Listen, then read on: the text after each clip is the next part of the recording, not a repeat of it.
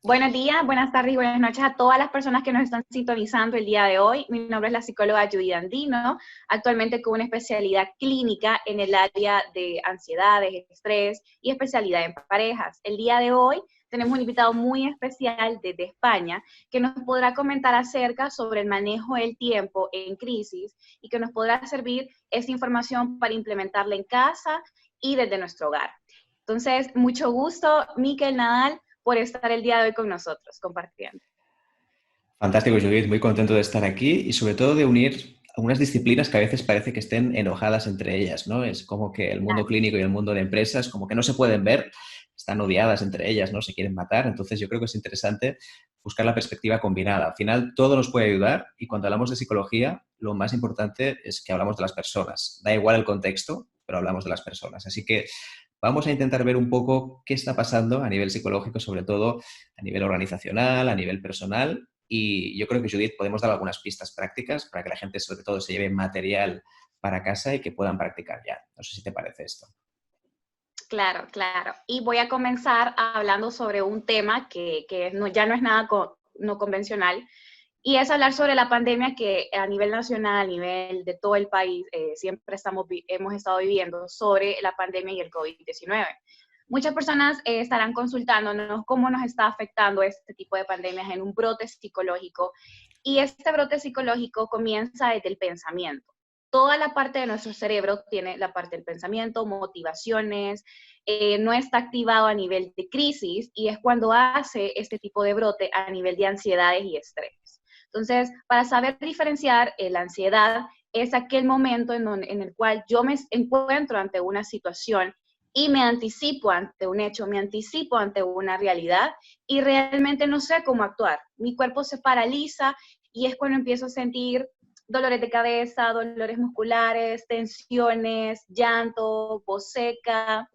Incluso también me empiezo a atragantar con algún tipo de líquido. Y si tú eres una de esas personas y tienes más de 5 de estos síntomas, entonces estás produciendo una ansiedad. La diferencia de la ansiedad con el estrés es que, mejor dicho, el estrés es no manejo la situación en la cual me encuentro, porque es totalmente adaptativa.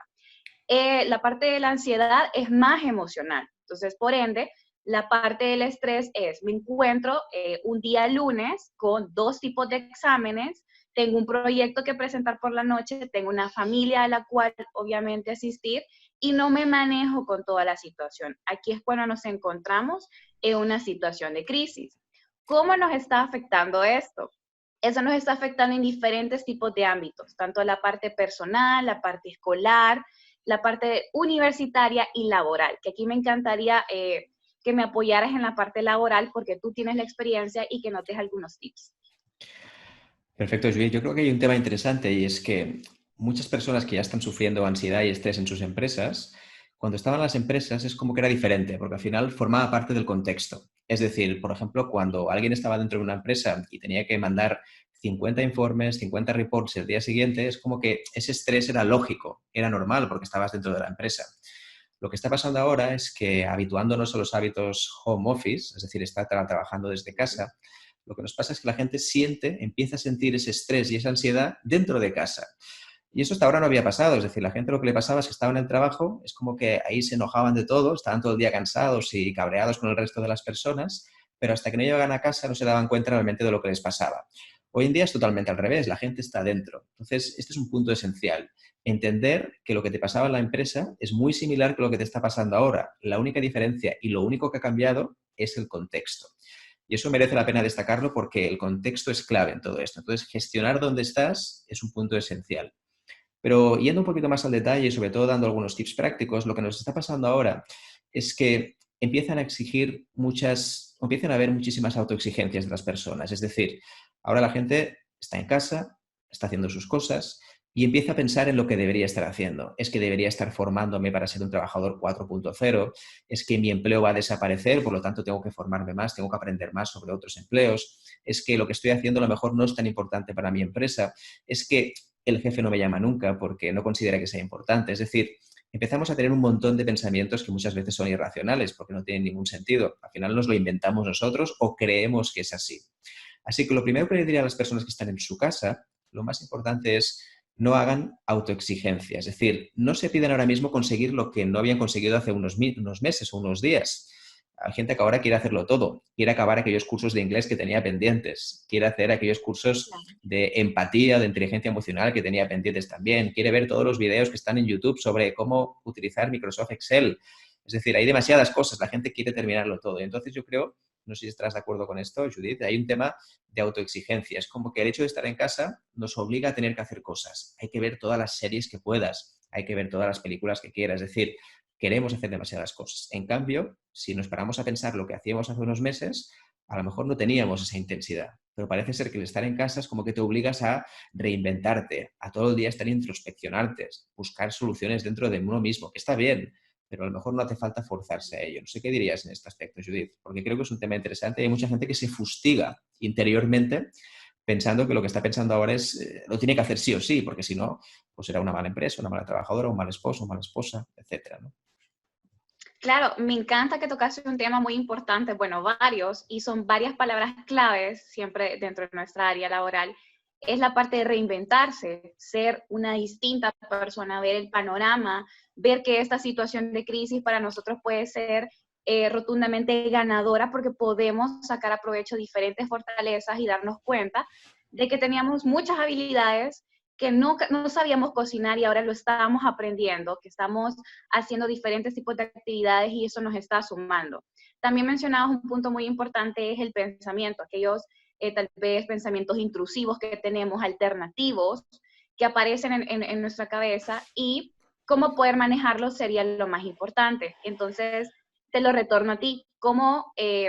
¿Qué tips manejas tú para hablar con ese tipo de personas y tener algún tipo de pensamiento positivo ante la crisis?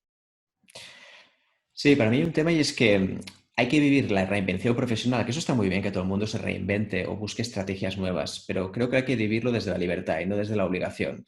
El gran problema que tienen muchas personas es que ahora mismo, por el hecho de estar confinados, por estar en cuarentena, es como que están obligados a intentar hacerlo todo y en todo el mismo tiempo. Es decir, estoy en casa y tengo que estar todo el día estudiando, haciendo nuevos cursos, viendo nuevos videos. Es decir, no tiene ningún sentido que tengamos esta obligación. Otra cosa es que te apetezca de verdad hacerlo, que realmente te estés proponiendo hacerlo porque te parece interesante, pero otra muy distinta es obligarte a hacerlo, porque aquí es donde empieza a aparecer sobre todo ese ataque de ansiedad que decías muy bien y que la gente puede identificar con esos tips que tú comentabas. Entonces, el primer punto diría eso, es decir, hazlo desde la libertad, desde el gusto, desde el placer. No lo hagas tanto desde la obligación, porque deberías, etcétera. Después también una cosa que diría a las personas que nos están escuchando es que siempre que empieces algo nuevo dentro de casa, entiendo que sea algo lo más pequeño posible. No te fustigues con cosas muy grandes, no intentes hacer cosas enormes. Esto es un clásico que mucha gente comete el error. Por ejemplo, no han hecho deporte en toda su vida y ahora resulta que por el hecho de estar confinado, encerrado en casa, todos tenemos que empezar a estirar, a hacer deporte, etcétera. Te diría que al final empezarás con lo mínimo, con algo que sea muy puntual.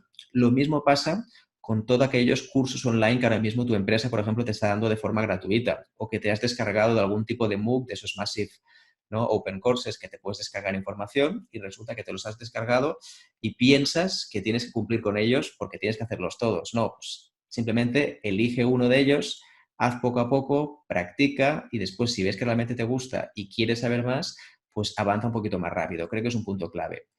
Y otro tema que quería introducir, Julieta, a ver cómo lo ves tú también, que puede ser interesante de debatir, es el tema, que a mí es un tema que me apasiona mucho, que es el tema de la energía mental, ¿no? Es decir, durante Claro. un día, cada persona tiene un momento energético diferente. Hay personas que se levantan por la mañana y están a full, al 100%, tienen ganas de hacer de todo. En cambio, hay otras que hasta que no se toman el segundo o el tercer café ya no son personas, es como que les cuesta más arrancar. Entonces, es importante que tú conozcas y reconozcas cuáles son aquellos momentos del día que sientes que tienes mucha más energía, que tienes muchas más ganas, que tienes ganas de hacer cosas. Porque si lo que vamos haciendo es haciendo cosas sobre la marcha, al final lo que nos puede pasar es que estemos todo el día haciendo cosas, pero realmente nunca le pongamos intensidad a aquello que hacemos. Así que es importante reconocer en qué momento del día tienes más energía. Es a las 9 de la mañana, es a las 3 de la tarde, es a las 5 de la tarde, de la noche, cuando sea, y a partir de aquí aprovechar ese momento para hacer aquellas cosas que te cuesten más, que son más complejas, que incluso te dan un poco de pereza hacerla, un poco de pena hacerla, ¿no? O sea, que es importante ese punto. Claro, muy importante eso y desde el aspecto, como te menciono yo, es psicológico. Este tema que tú acabas de introducir se apega mucho a tres principios que yo siempre menciono en diferentes conferencias acerca de qué pasa con nuestro cerebro en este momento del día o por la tarde o por la noche. En este momento tenemos tres puntos. El número uno es la parte del miedo. Las personas ante este tipo de situaciones a veces se hace la pregunta o la cuestión de ¿por qué me estoy paralizando? ¿Por qué estoy dejando mis tareas? ¿Por qué no estoy trabajando al 100% como lo solía hacer desde mi empresa o en cualquier momento? Porque en estos momentos de crisis, nuestro cerebro no tiene las habilidades, no tiene los recursos. Por eso es de que en algún momento de tu día hace un ahorro de energía, ¿verdad? Hace como un huequito para poder producir más. Ayer estaba viendo una conferencia muy importante de la neurociencia, casualmente, cómo funciona algunas partes del cerebro. Y mencionaba el conferencista, muy importante es, si toda la parte de nuestro cerebro puede funcionar al mismo tiempo. Esa era la gran pregunta. Y él mencionaba, claro que puede funcionar, pero algunas veces tienes que encender y apagar otro tipo de actividades que tú estás realizando. De verdad, si tú quieres aprender a tocar música, entonces enciendes esa neurona y las otras se mantienen apagadas. Pero si de verdad quieres encender otra, digamos, cocinar, hacer ejercicio, la enciendes. ¿Cómo nace esto? Esto nace del placer, de la actividad que yo tengo el día a día. Y aquí voy a introducir otro tema que me encanta siempre mencionar, es la parte de reinventarse. Y cuando me refiero a reinventarnos es hacer actividades que nos produzcan placer, no enfocarnos en las típicas actividades de mi día a día, sino poder aplicar diferentes. Tú mencionabas en un taller, creo, era una conferencia, de aprender a dibujar, crear videos, hacer cosas que nunca hemos hecho, porque esto alimenta la capacidad de nuestro cerebro y la habilidad motora y la habilidad interna ante las situaciones, esto nos produce una mejor respuesta ante el medio. Totalmente, Judith. De hecho, hay un tema clave y es que para mí es intentar utilizar diferentes tipos de inteligencias, ¿no? Yo creo que cuando estamos trabajando, al final siempre utilizamos la inteligencia puramente cognitiva o mental, que es aquella que trabajamos, pues eso, con razonamientos, con números, con cosas muy concretas. Y es bueno, ahora que estamos en casa, encontrar momentos de dispersión, momentos que hagamos cosas que a lo mejor nos obliguen a hacer cosas distintas, como antes decías muy bien. Puede ser el dibujo, puede ser, por ejemplo, tocar un instrumento, o puede ser simplemente escuchar o leer un buen libro que no tenga nada que ver con reflexiones cognitivas. Puede ser algo de ficción incluso, ¿no? Lo digo porque a veces nos pasa a muchas personas, a los emprendedores también, ¿no? Y es que nos gusta tanto la lectura que terminamos leyendo siempre sobre los mismos temas, sobre psicología, Claro, sobre marketing, mercadeo, y claro, al final sigues pensando y sigues engrasando la máquina, porque inevitablemente cuando estés leyendo estarás pensando en nuevas ideas de negocio que podrías implementar en tu vida, etcétera, etcétera. Así que es muy importante este punto. Y justamente llevándolo también al mismo sitio, pero hablando ya más de temas personales, creo que es importante que todas las personas, independientemente que ahora mismo estén trabajando más o menos en las empresas, es decir, fuera o dentro de la empresa, hay un punto clave que tiene que ver en planificar el ocio, ¿no? Es decir, la gente, yo creo que al final cuando estamos en casa, la tendencia es, bueno, voy a seguir trabajando y sobre la marcha, cuando alguien me llame de casa, pues ya saldré un momento, iré al comedor y podré relacionarme con las personas. Creo que es importante, de acuerdo, que igual que nosotros tenemos un horario en el trabajo, es importante que también tengamos un horario en casa. Intentar cumplirlo más o menos, porque entiendo que pueden haber cambios, pero igual que tienes un horario que, por ejemplo, puede ser de 9 a 5, es importante que tú también en tu casa tengas el mismo horario, porque así hay un separador psicológico que sabes que a partir de las 5 de la tarde, justamente después, cuando salgas de tu despacho, es como que hay una nueva versión de ti, es decir, es algo distinto, tienes que pensar en cosas distintas.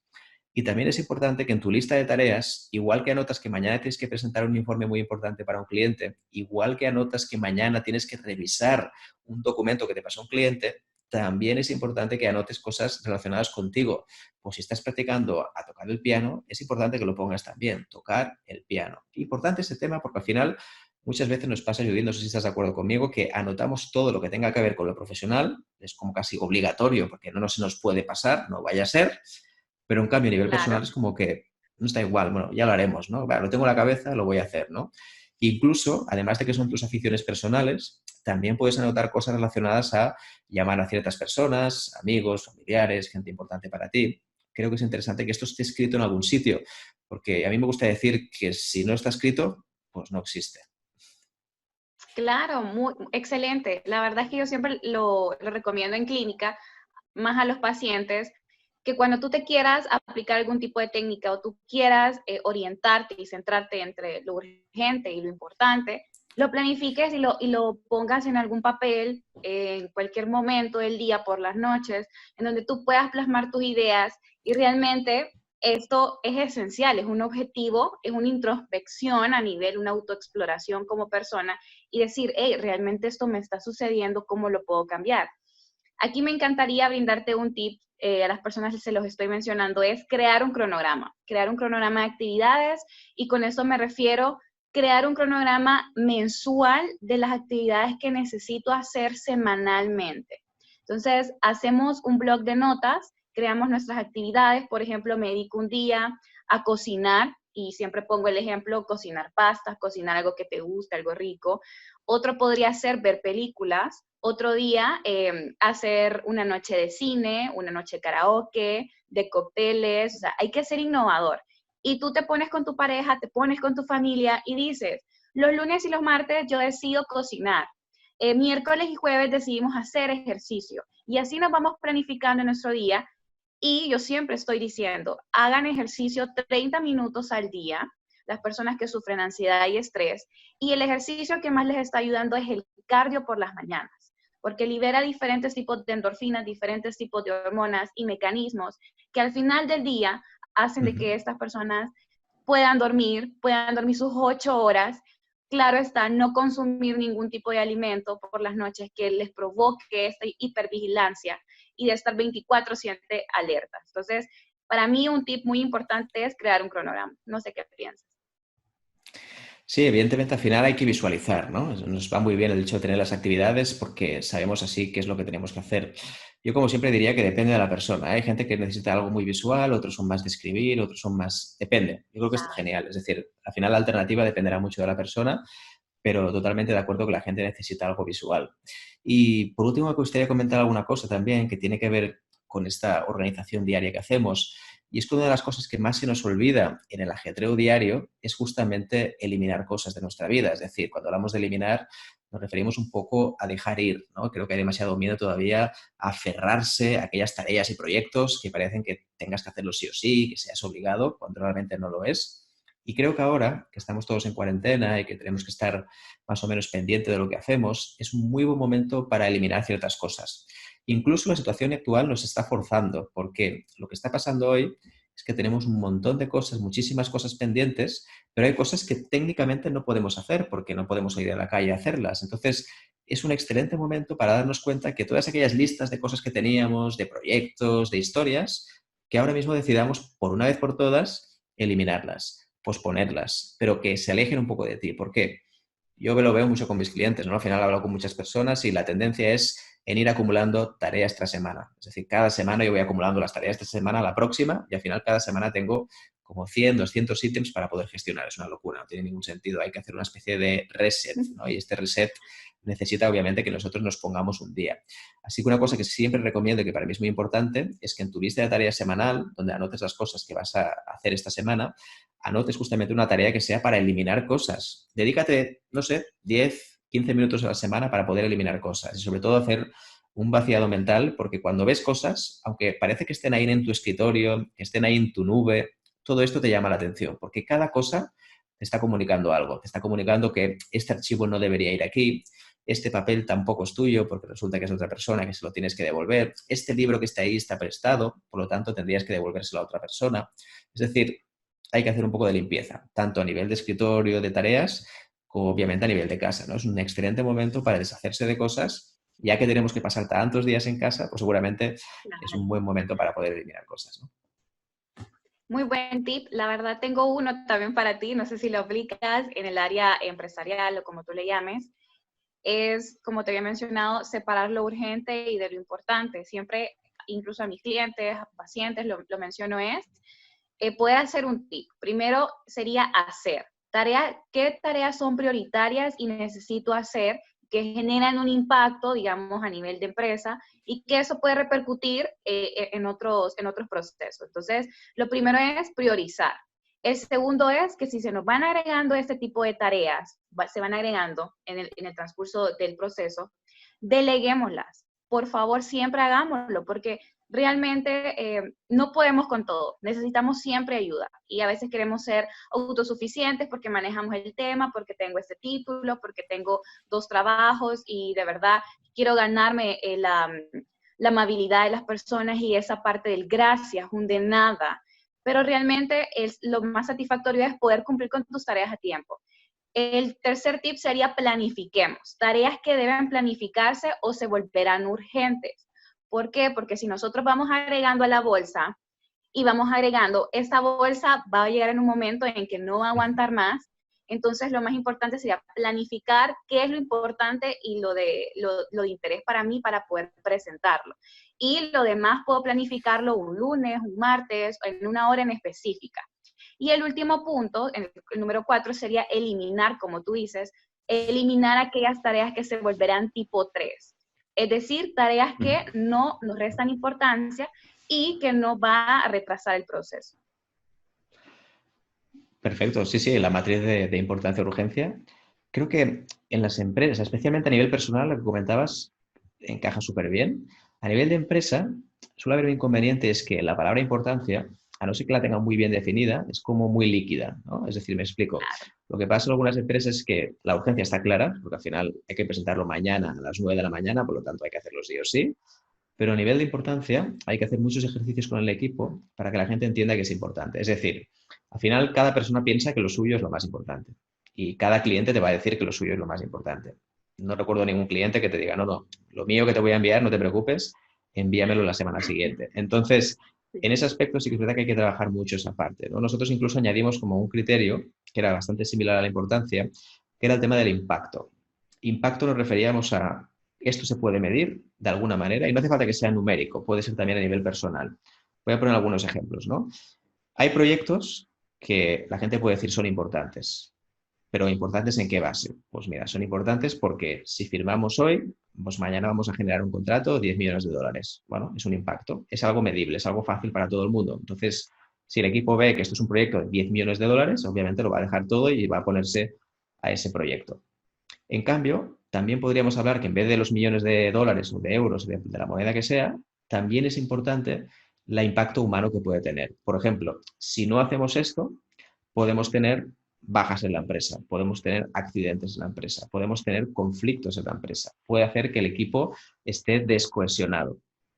Entonces, este punto también es interesante y es medible. Al final, todo esto que se llama hoy en día los People Analytics son un poco las métricas para medir estas habilidades personales, estas conductas personales. Lo que nos hace es que hoy en día tenemos más datos para saber qué le está pasando a la empresa. Entonces, lo primero que te diría es que si nos estás escuchando y sueles trabajar a nivel empresarial o sueles colaborar con otros equipos, que primero defináis muy bien qué es la importancia para vosotros, qué es la importancia realmente. Es decir, ¿la importancia es importante para ti o para su equipo realmente hay que definir primero qué es la importancia? Entonces, con impacto, si lo medimos en base al impacto, es como más sencillo. En cambio, lo que dice Judith totalmente, es decir, cuando lo haces a nivel individual, a priori, si lo has trabajado bien, que eso es otro tema, Claro. deberías saber qué es lo más importante para ti. Eso está claro. Aunque obviamente yo creo que hay mucha gente que todavía lo está buscando, ¿eh? Que eso seguramente es otro tema que ahí nos podrías hablar mucho del tema, pero totalmente de acuerdo. Entonces, hay que eliminar más cosas. Seguramente muchas estén en el cuadrante número 4 que mencionabas antes, yo creo que sí. La mayoría están todas. Hay que desechar más. Hay mucho miedo. Es decir, le damos importancia a cosas simplemente porque llevan ahí un tiempo y no sabemos muy bien qué hacer con ellas. Y la tendencia es almacenarlas, guardarlas como si fueran mi tesoro, ¿sí? Cuando muchas veces no sé si queda necesario hacerlo, ¿no? No, muy bien, muy interesante y te voy a complementar un tipo de técnica o tip para este tipo de personas cuando nosotros deseamos priorizar entre lo urgente y lo importante, es a la vez controlar nuestros pensamientos negativos. Hay muchas personas siempre que nos escriben, como qué podemos hacer para no estar pensando cosas negativas en esta pandemia o qué será de mí al momento de regresar a la empresa, como todo va a estar normal, ¿qué voy a hacer? Entonces, el primero es poder plasmarlo, como les mencionaba, en algún papel. Plasma primero tu emoción. ¿Cuál es la emoción que tú sientes? Si me siento triste, si me siento con angustia. Luego pasa a la parte de la situación. ¿Qué situaciones te provocan ese tipo de emoción? Ya sea la situación de pandemia, ya sea los ingresos económicos o la falta de empleo. pasamos al siguiente cuadrante. ¿Cuál es tu pensamiento automático? El que estoy generando en el momento. Bueno, mi pensamiento automático es, no controlo lo que esté sucediendo, no controlo que haya pasado esta pandemia. Y tenemos siempre un error cognitivo, es decir, el debería. Yo tuve que haber hecho, debería de hacer esto.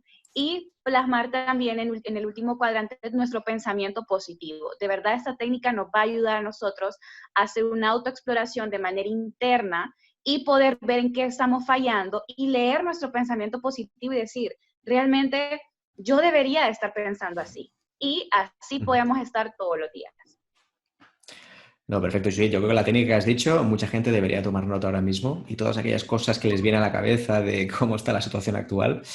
Es obvio que tampoco hay que ser inocente, ¿no? Y saber que la situación actual es dura, es compleja, pero a la vez hay que buscar alternativas, ¿no? Posibilidades nuevas, cosas que yo podría hacer. Y muy bien, como muy bien resumías ahora, Judith, yo creo que hay que centrarnos en aquella parte que tú puedes hacer, es decir, aquello que tú puedes modificar, que seguramente no sea mucho, pero para ti a lo mejor significa un mundo. Y no hay que centrarse tanto en aquellas cosas que vienen desde fuera. Es que el gobierno no tomó las mejores medidas, es que la persona que tengo alrededor no me trata lo suficientemente bien, es que mi equipo no sabe trabajar en remoto. Es decir, claro que nos podríamos quejar todo el día, como decías muy bien, y podríamos lanzar ese mensaje viperino, ¿no? Es decir, tenemos ahí veneno en la boca y lo vamos a lanzar todo el día. Pero al final te terminas contaminando tú mismo porque ese veneno se te queda en la boca, ¿no? Es decir, los pulsas, pero se te queda a ti. Entonces, no tragues ese veneno. Al final hay otras alternativas, como tú bien dices, y podemos transformar esos pensamientos menos agradables y convertirlos en algo propositivo, algo que realmente te haga ilusión. El problema de las críticas, a mí me gusta mucho separar entre dos tipos de queja, les llamo de esta manera, no sé si tienen nombre o no, pero básicamente me ponen dos nombres. Una queja es la queja patológica, que es aquella persona que se queja de forma automática por todo lo que le pasa, es decir, cualquier cosa que pasa, pues va todo el día pensando, va, como un hábito ya prácticamente, ¿no? Cada vez que pasa algo malo, automáticamente nosotros estamos quejándonos. Y después está una cosa que le llamo yo la queja terapéutica. Es bueno que si te ha pasado algo que tú consideras que es malo para ti, está bien quejarse, claro que sí, y es un momento puntual. Tenemos que desahogarnos, tenemos que decirlo, tenemos que gritar, claro que sí. Pero si esto lo hacemos cada día y se convierte en un hábito, entonces esta queja termina siendo patológica. Y eso no ayuda a nadie. Como decía muy bien Judith, al final lo que pasa es que tenemos enquistados estos pensamientos repetitivos y dan vueltas, y al final esto nos hace que nuestras conductas también sean en este estilo, ¿no? Esto lo decías antes perfectamente. Si yo estoy pensando en lo mal que va todo, en la pandemia me va a destruir mi familia, la economía, seguramente al final termines reforzándolo y de cierta manera va a suceder incluso peor de lo que pensabas. Que eso ya sería Claro. el colmo, ¿no? No, sí, muy bien. Como tú lo dices, no podemos controlar, y siempre lo menciono en conferencias, no podemos controlar lo que está pasando. La pandemia no es algo que lo podamos controlar, no es un recurso que nosotros podamos tener, pero sí tenemos los recursos necesarios para poder hacerle frente. Y para ir concluyendo con este tipo de entrevista que tenemos el día de hoy muy informativa, me encantaría saber cuáles son algunos tipos de tips o recomendaciones muy puntuales que tú le puedes hacer a todas las personas que nos están escuchando y después poder complementar las mías para poder así tener un panorama más amplio, ¿ok? Perfecto, Judith. Yo lo primero que diría, sobre todo a la gente que está trabajando desde casa, ¿no? A nivel más psicológico, lo primero es que, en primer lugar, ahora mismo hay mucho miedo, es decir, la gente no sabe muy bien lo que está pasando en las empresas, no sabe muy bien su futuro laboral. Entonces, cada semana hay que hacer pequeñas sesiones muy sencillas, aunque sean de media horita a una horita, para dar seguridad psicológica a tus empleados, a tus colaboradores, a las personas que trabajan contigo. Para mí eso es un punto esencial.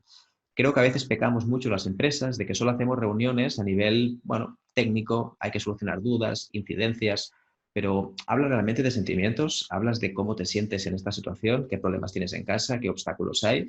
Creo que es importante buscar cada semana un momento para hablar de esa seguridad, ¿no? Es decir, darle seguridad psicológica a tu equipo. Para mí sería un primer tip que me gustaría trasladar a las personas que teletrabajan desde casa, ¿no? En segundo lugar, de acuerdo, ahora mismo no es un buen momento para hacer experimentos con tu equipo. Es decir, hay mucha gente que ahora el hecho de trabajar en casa hace que vayan a probar muchas cosas nuevas, ¿no? Pues mira, vamos a medir la productividad de los equipos, os voy a traquear, os voy a registrar el tiempo que estáis en cada una de las tareas. creo que no tiene ningún sentido, porque al final lo que hacemos es generar mucho más estrés de una situación que ya es nueva de por sí y la gente siente que tiene la sensación de amenaza. Por lo tanto, no hay que probar cosas nuevas en extremo. Como mucho está bien probar alguna cosa puntual, pero no hay que hacerlo todo de golpe. Hay gente que ahora mismo, hay muchos empresarios que me dicen, claro, yo es que no sé si la gente que está fuera está trabajando o no. Como no les veo, en la oficina es muy sencillo, porque yo simplemente les miro, les Claro. observo y sé o parece ser que están trabajando, que eso es otra cosa, ¿no? Eso sería el primer punto. En tercer punto, es que cuando tú hagas tus objetivos, tanto a nivel laboral como personal, siempre, siempre incluyas también los personales. Esto seguramente, Judith, lo trabajas tú mucho, pero creo que hay un problema y es que cuando hacemos siempre la parte laboral, quiero conseguir 10.000 clientes nuevos, quiero facturar tantos millones de dólares. Todo es súper, bueno, al final súper técnico, queremos conseguir cosas muy concretas. Pues siempre diría que se añadan cosas también personales, a nivel de cómo quieres verte tú. Es decir, quieres cuidarte de alguna manera, pues me gustaría hacer meditación, me gustaría relajarme cada día, me gustaría aprender a hacer respiraciones holotrópicas, me da igual. Es decir, la idea es que añadas cosas interesantes para ti que sean personales también. Para mí es un punto. Y la última recomendación que quería hacer, Judith, que para mí también es clave y sobre todo es muy práctica, es que te establezcas cada semana 2 tipos de tareas muy sencillas de 10-15 minutos cada una. La primera es la que decíamos antes, una tarea cada semana, preferiblemente el último día de la semana, los viernes, por ejemplo, que sea de eliminar cosas pendientes de esta semana que ya no tienen sentido. No las arrastres para la siguiente semana, elimínalas. Y así tienes que tomarte ese tiempo de reflexión para saber que estás eliminando cosas. Si no, la tendencia es seguir la inercia, que es mantener esas tareas, arrastrarlas, y si Claro. encima utilizas algún tipo de Google Calendar o Trello, etcétera, al final terminas arrastrándolas, simplemente moviendo el cursor hacia la siguiente semana. Y otra tarea que quería comentar también, que es importante para mí, es que cada semana le dediques un tiempo, me da igual qué día y qué hora, pero es importante que le dediques un pequeño tiempo a pensar.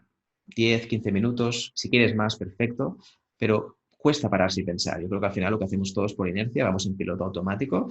Dedícale a la semana, un momento a la semana, a pensar.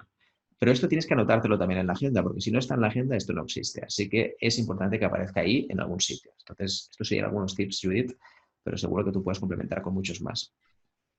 Claro, me encanta, en la verdad, en la parte donde tú dices que debemos eliminar, y esto genera también en la parte psicológica autonomía y la toma de decisión, de manera indirecta, ¿no? Estamos tomando una decisión y qué cosas tenemos que dejar. Pues para mí te voy a dar 8 tips muy puntuales. Uno de ellos es crear objetivos muy primordiales de nuestra vida en este momento de pandemia. Creemos nuestros 3 tipos de objetivos muy importantes que nos van a ayudar a salir de aquí, que hemos aprendido, porque muchas veces reconocemos como la pandemia algo negativo y tenemos que verla como algo positivo. Hemos estado con nuestra familia, hemos tenido el tiempo y tal vez necesitamos de esta pandemia para pasar tiempo con nuestra familia o aprovechar algún tipo de recurso en casa.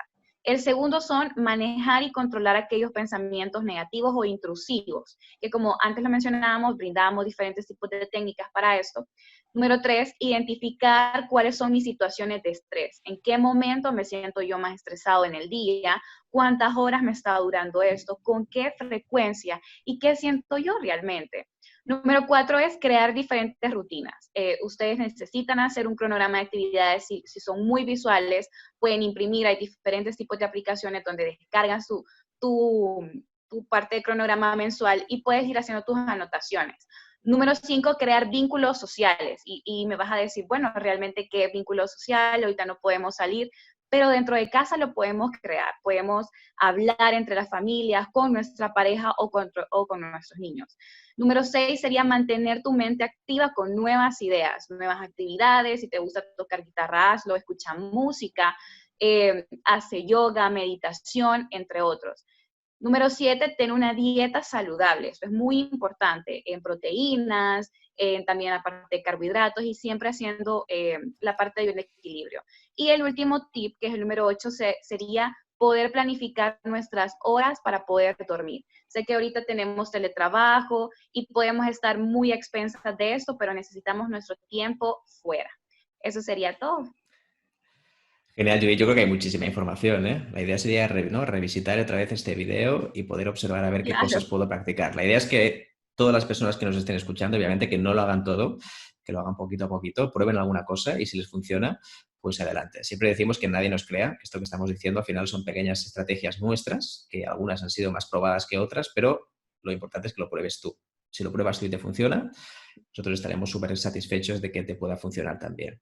Entonces, genial, me ha gustado mucho este enfoque, ¿eh? Ha sido, ya has visto, ha sido una combinación, ¿no? Entre clínica, organizacional, sobre todo la idea de lo que buscamos, esta parte del conocimiento técnico, que sean tips muy sencillos, aplicables y que esta entrevista realmente te sirva sobre todo para sacar lo máximo de ti, que puedas aplicar algunos tips y que con eso veas que cambie un poquito tu vida. No pretendemos hacer cambios radicales, no queremos que estos sean cambios para decir, mira, practica esto y te va a cambiar la vida, pero solo que notes una pequeña mejora, pues tendrás un poquito más de bienestar subjetivo, que nosotros es lo que estamos buscando. Así que genial, Judith. Yo lo he pasado muy bien, la verdad. Ha estado muy bien. Además es muy ameno, pim pam, cada uno iba haciendo sus cosas. Además nos íbamos complementando. Genial. Claro. No, muchísimas gracias a ti por tu tiempo, por tener el manejo de este tema que es algo muy importante y por siempre pasar muy atento en redes sociales, brindándonos aquellos tips también para el área laboral que son muy puntuales y que como todo colega y todo psicólogo deberíamos de saber. Muchísimas gracias. Exacto. Un abrazo a todos. Que vaya muy bien. Chao. Igual, saludos.